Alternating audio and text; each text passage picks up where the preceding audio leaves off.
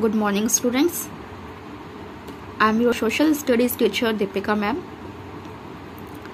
आज की क्लास में हम स्टार्ट करेंगे हमारा चैप्टर 5 वेदर एंड क्लाइमेट। तो जो हमारा ये चैप्टर है, जो इसका नाम है वेदर एंड क्लाइमेट, हमें जो है ज़रूरत है इन दोनों वर्डों को ही समझने की। अगर हमने वेदर और क्लाइमेट दोनों में डिफरेंस को समझ लिया तो समझ लीजिए आपने हाफ चैप्टर तो आराम से समझ लिया है। अगर आपको वेदर और क्लाइमेट में डिफरेंस समझ नहीं आया तो आपको थोड़ी दिक्कत हो सकती है चैप्टर को समझने में, क्योंकि ये वर्ड्स जो है हमें सुनने में लगता है कि एक जैसे हैं या एक ही इनका मीनिंग है, लेकिन नहीं, दोनों में बहुत डिफरेंस होता है। चलिए स्टार्ट करते हैं।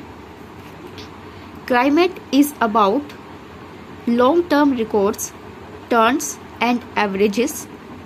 जो क्लाइमेट होता है वो जो है एक लॉन्ग टर्म रिकॉर्ड होता है चीज़ों का, जो हमारा मौसम है, आसपास का जो भी हमारे इन्वायरमेंट का टेम्परेचर है या रेनफॉल है, इन सब का जो रिकॉर्ड होता है उसको क्या कहते हैं? Climate. Weather is a day to day experience, और वेदर जो है वो डे टू डे का एक्सपीरियंस, यानी कि डेली का, हर दिन जो हम एक अलग अलग जो मौसम हम देखते हैं कि आज तेज धूप है, कल बारिश थी, या आज का ही ले लीजिए, आज क्या हुआ, आज सुबह हल्की सी बारिश थी, फिर मौसम अच्छा था, उसके बाद फिर से बारिश हुई आफ्टरनून में तो 3 o'clock के आसपास। तो ये था हमारा आज का वेदर, और कल का क्या होगा वो हम कल देखेंगे। तो इस तरह से जो है वेदर यानी कि जो एवरीडे का जो हमारा मौसम होता है उसको हम क्या कहते हैं? वेदर। और जो लॉन्ग टर्म रिकॉर्ड यानी कि काफ़ी लंबे समय से जो हम चीज़ों को रिकॉर्ड कर रहे हैं कि एवरीडे का जो टेम्परेचर है या क्लाइमेट है, वो वेदर है, इसका जब रिकॉर्ड किया जाता है तो उसको कहते हैं climate. Climate is the sum और synthesis of all the weather recorded over a long period of time. Climate जो होता है उसमें वेदर का जो वेदर है उसके सभी रिकॉर्ड को एक लॉन्ग पीरियड तक उसको इकट्ठा किया जाता है, और उससे जो है क्या बनता है? भी क्लाइमेट बनता है।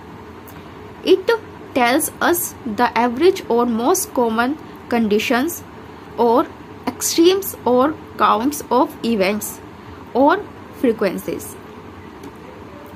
इसमें जो है हम मोस्टली जो है उसको एवरेजेस देखते हैं, इन सब चीज़ों का, काउंट्स ऑफ इवेंट्स, फ्रीक्वेंसीज, इन सब का जो है एक एवरेज रिकॉर्ड जो है वो रखा जाता है। Weather is a descriptive of conditions over a short period of time, a snapshot of the atmosphere at a particular time।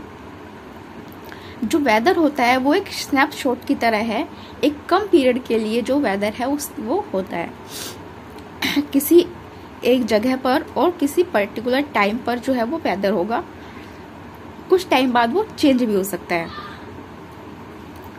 If weather is the watch, अगर हम मान के चलें कि वेदर जो है वो वॉच है, यानी कि घड़ी जो है हमारी वो क्या है? वेदर है।